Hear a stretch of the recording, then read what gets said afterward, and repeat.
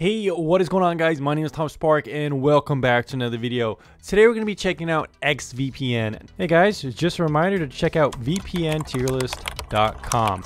It's a collection of all my ratings on the channel, and you're going to find lots of helpful information here on how to choose a VPN. Anyways, back to the video. It is pretty popular on the mobile kind of market, but not so popular kind of on PC or you know, that kind of market as much. I haven't really heard of it before, heard anyone talking about it, but the people who made it kept reaching out to me begging for a review. So I said, okay, I'll do an unbiased review. They might not like it, but you guys will like it since it's unbiased and objective and fair.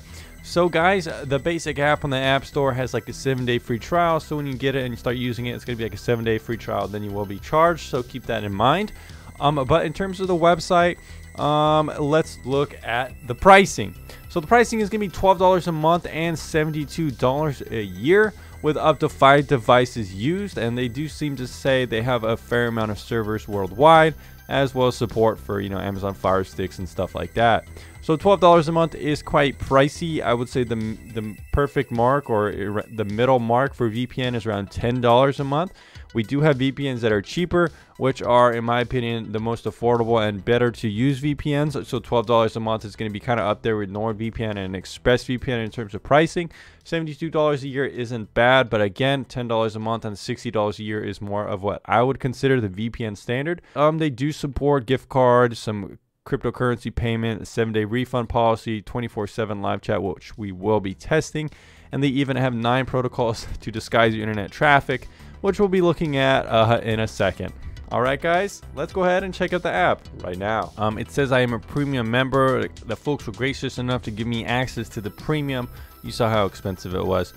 We do have startup control as well as application control, which is going to act like an application kill switch.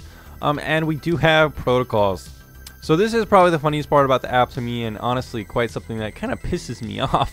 They say, in order to protect your privacy, we will use ABC instead of real protocol name. So I'm not sure why this would be protecting your privacy. I'm not really quite sure why. So normally when someone's using a VPN, they have a certain familiarity with the technology and how it works. So if you go into a VPN app and you see OpenVPN, you see Ike, you see some of these older protocols, and that gives you a basis to understand and use the app right away. However, with this one, it's like you have to look at each protocol to really understand what it is. I see kind of what they're doing. They're trying to make it more user-friendly and just show you by the number which one you should use. But honestly, they could have just named it the protocols they are instead of just naming it protocol C, B, and E. This doesn't really protect your privacy. I'm not really sure exactly why they're doing this. It just kind of is annoying. I'm going to be guessing that this is some kind of stealth VPN kind of thing. Well, they all have the same exact description, so it's not entirely clear what I'm using or why. So if I want speed to connect, security, best security is this, but as lower speeds. What is going on? What is going on? I'll just keep protocol B because I honestly don't know which one to choose, and I don't know what any of them are. I guess I'm more secure now, right? How does that make sense? Besides, you know, those basic things, guys, it's not really too much here in the application. We see other applications with more control settings. You could see protocols, for example, in other applications. You could change between UDP, TCP for OpenVPN. Some VPNs allow you to customize the ports, so you could sometimes get around restrictions like that.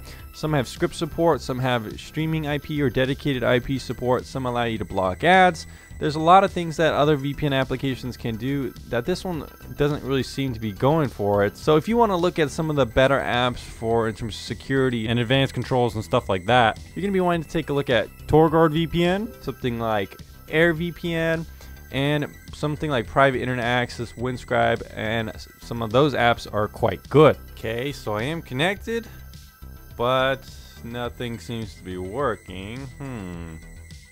Tried another server, still can't get it working. There you go.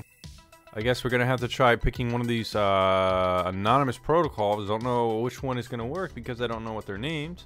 So at this point, I've tried most of the servers that, you know, would seemingly work. None of them work, so I'm gonna have to restart my computer and see if that could fix anything. All right, guys, so I have restarted my computer, and now I'm going to be trying to see if it works I was talking to customer support, testing that out a little bit, and they are a bit slow.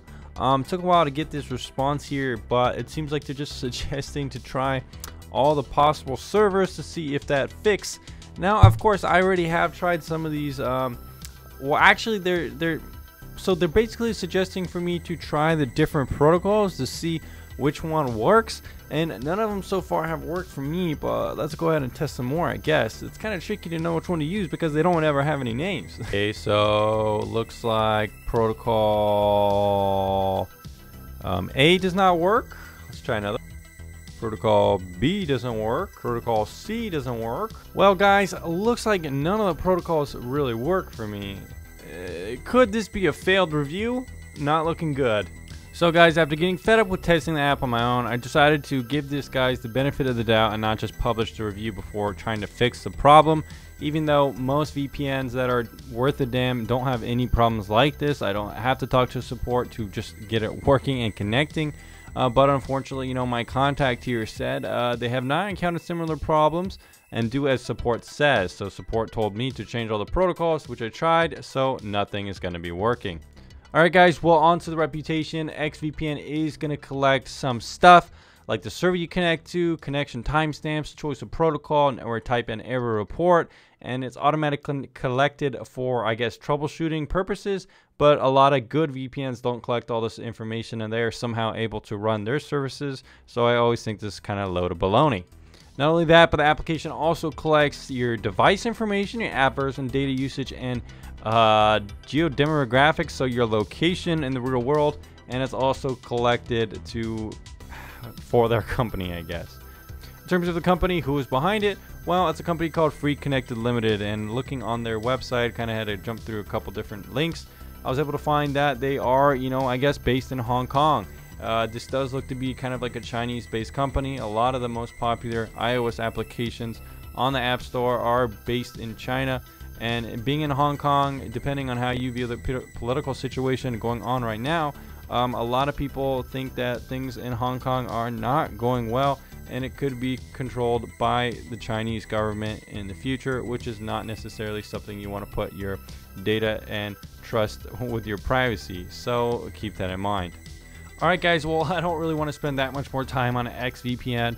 You know, who knows, the guys behind this company could be good. Who knows, maybe their iOS application could be good as well. However, I'm not that interested in testing just, you know, applications that only work on iOS, unless I'm kind of showing comparison videos between, you know, better paid options. But the PC app here doesn't seem to work at all for me. This team says they don't have any problems, but I don't think it's really working right now. So this is definitely not a VPN that I would recommend cross-platform. The pricing here for the paid model is expensive. The application doesn't seem to work. There's just too much generality and vagueness in terms of the protocols. I don't know why that would protect your privacy or enhance it. It just makes it harder to use and makes you have less privacy because you don't know which one to pick. The reputation here, they do collect logs and they are based in Hong Kong. The support seems to, you know, put some effort in, but it's very slow. And since I couldn't get it working with any services, it doesn't work with streaming at all either.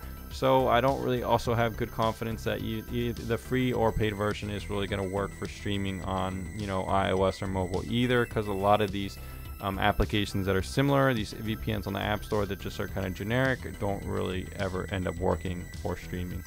Anyways, guys, those are just my thoughts. Kind of a failed review, to be honest, and not that fun to do.